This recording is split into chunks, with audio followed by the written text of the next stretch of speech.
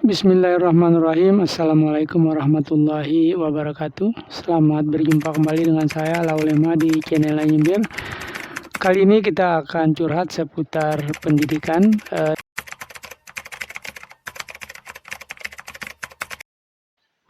Tema yang akan kita angkat adalah perubahan sosial yang sifatnya revolusioner di bidang pendidikan. Sebelum lanjut, jangan lupa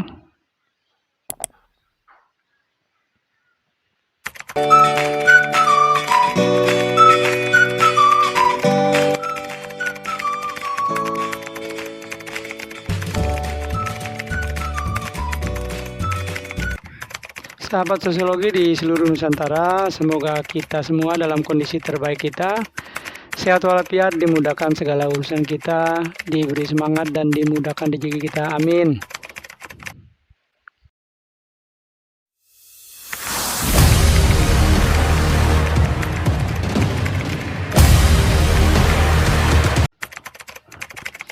Berbicara mengenai perubahan sosial, maka kita sedang membandingkan dua waktu, yaitu waktu masa lampau atau waktu dulu, dan waktu masa kini atau waktu sekarang.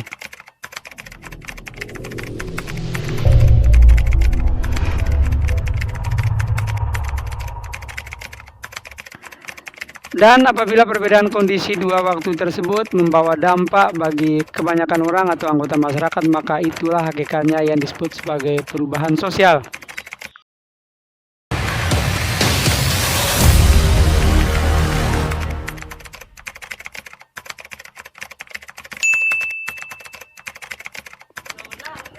Di video kali ini kita ingin membicarakan perubahan sosial bidang pendidikan yang sifatnya revolusioner.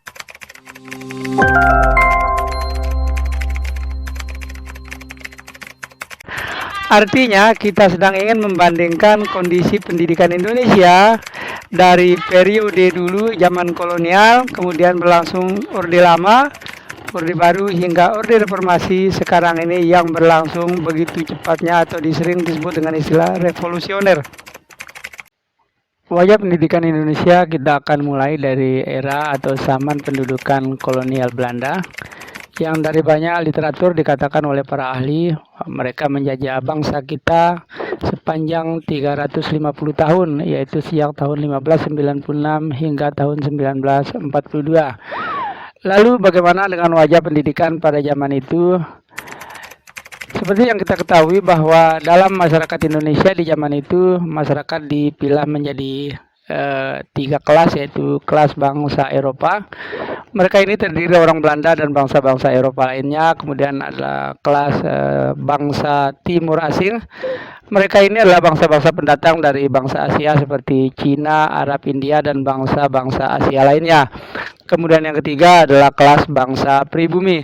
Mereka ini adalah penduduk Indonesia asli yang juga dipilah menjadi dua kelas, yaitu kelas ningrat dan kelas rakyat jelata.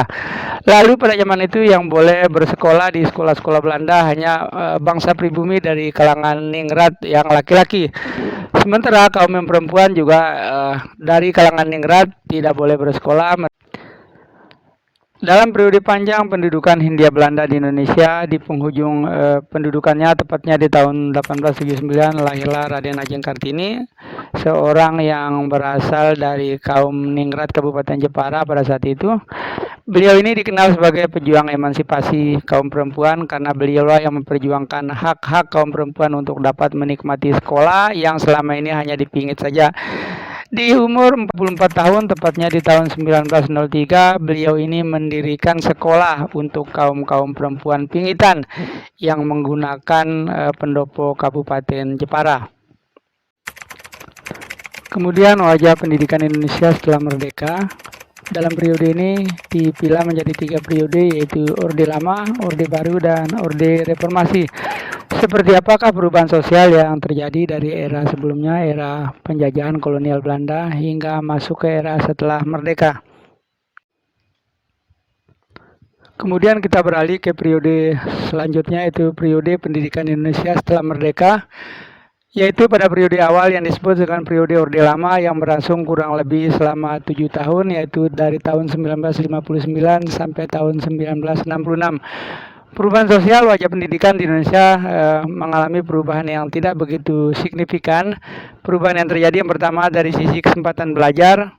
Jika pada zaman era sebelumnya, pada zaman Hindia Belanda, hanya dari golongan rakyat ningrat saja yang boleh bersekolah, maka setelah merdeka, semua penduduk Indonesia di seluruh pelosok negeri boleh menikmati pendidikan.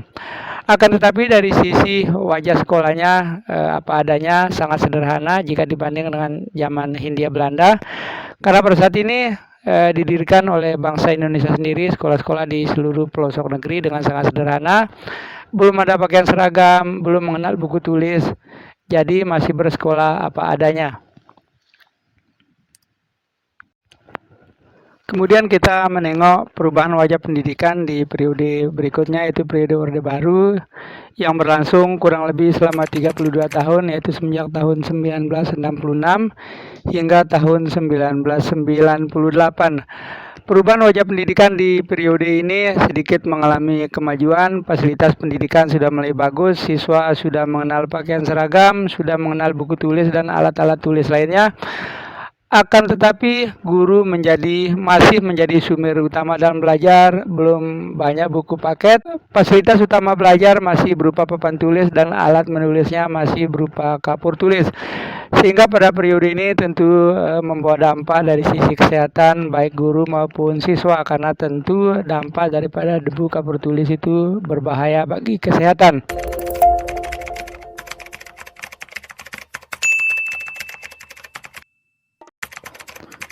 Wajah pendidikan Indonesia setelah merdeka, yaitu periode Orde Baru pertengahan sekitar tahun 80-an sampai dengan tahun 90-an.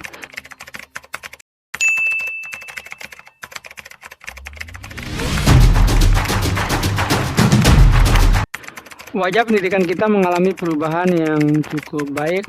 Fasilitas gedung sekolah sudah merata di seluruh negeri.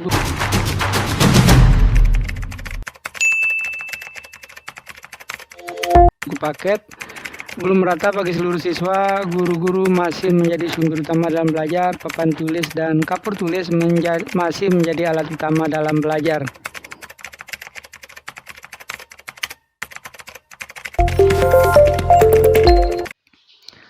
Kemudian kita menengok wajah pendidikan pada masa reformasi yang berlangsung dari tahun 1998 hingga sekarang. Pada periode ini kita membagi pertama dari periode awal reformasi tahun 1998 sampai tahun 2010-an. Wajah pendidikan kita mengalami perubahan yang cukup signifikan. Pertama dari sisi kurikulum. Dalam periode ini kurikulum sempat mengalami pergantian, yaitu pada tahun 2004 diberlakukan kurikulum berbasis kompetensi atau kurikulum KBK. Kemudian di tahun 2006 mengalami penyempurnaan, diberlakukan kembali kurikulum tingkat satuan pendidikan atau kurikulum KTSP. Dari sisi fasilitas sarana prasarana sudah sangat lengkap, baik dari sisi gedung, sumber belajar, buku paket dan lain sebagainya. Metode mengajar guru sudah sangat bervariasi, akan tetapi tatap muka masih menjadi model utama dalam kegiatan belajar mengajar. Dalam periode ini, papan hitam dan kapur tulis di banyak sekolah sudah mulai ditinggalkan karena dari sisi kesehatan kurang menjamin, dan sekolah-sekolah sudah beralih menggunakan papan putih atau whiteboard yang dari sisi kesehatan lebih menjamin kesehatan untuk guru dan siswa.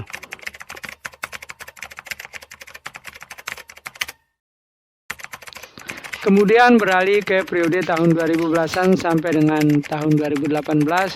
Pada periode ini wajah pendidikan kita mengalami perubahan yang sangat menggembirakan, kemajuannya luar biasa, di mana di kelas-kelas papan putih atau whiteboard masih menjadi fasilitas utama dalam belajar tatap muka di sekolah-sekolah. Namun beberapa sekolah di perkotaan proyektor sudah mulai digunakan. Fasilitas belajar sudah sangat lengkap, metode mengajar sangat bervariasi. Kurikulum para periode ini berganti menjadi kurikulum K13. Namun tatap muka masih menjadi model utama dalam kegiatan belajar mengajar.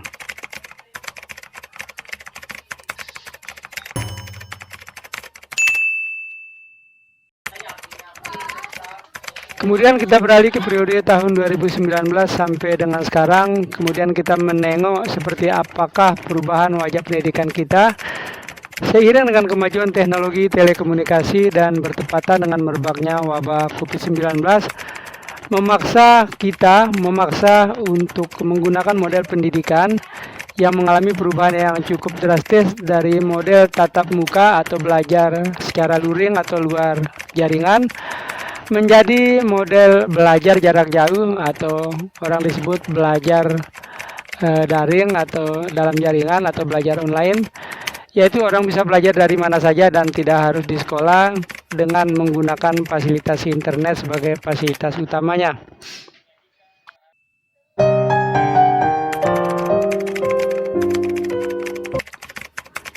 Sekolah-sekolah di perkotaan yang sudah terjangkau oleh signal internet sudah mulai beralih dari perpustakaan manual ke perpustakaan digital, atau digital library adalah suatu format perpustakaan dengan koleksi buku-buku digital atau buku elektronik, di mana perpustakaan digital formatnya disusun dalam bentuk arsitektur komputerisasi, di mana digital library memudahkan pengguna untuk mengakses koleksi-koleksi buku tanpa lagi dibatasi oleh ruang, jarak, dan waktu. Artinya, para pengguna perpustakaan dapat mengakses buku-buku di perpustakaan dari mana saja dan kapan saja. Di mana perpustakaan digital dengan berbagai koleksi utama berupa buku-buku elektronik atau e-book yang dapat diakses secara virtual.